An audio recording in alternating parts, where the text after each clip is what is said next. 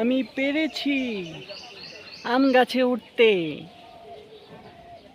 Mister বিস্টের নকল করতে। একদম গাছ পাকা আম।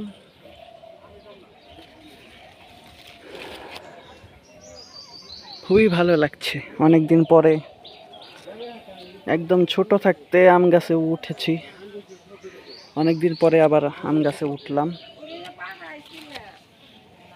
গাছ পাকা আমের একটু স্বাদ নিতে আসলাম।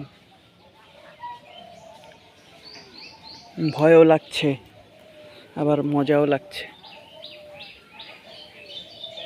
এটা অসাধারণ। ওরে বাবা, অনেক উপরে আমি। মাটি এখান থেকে অনেক নিচে।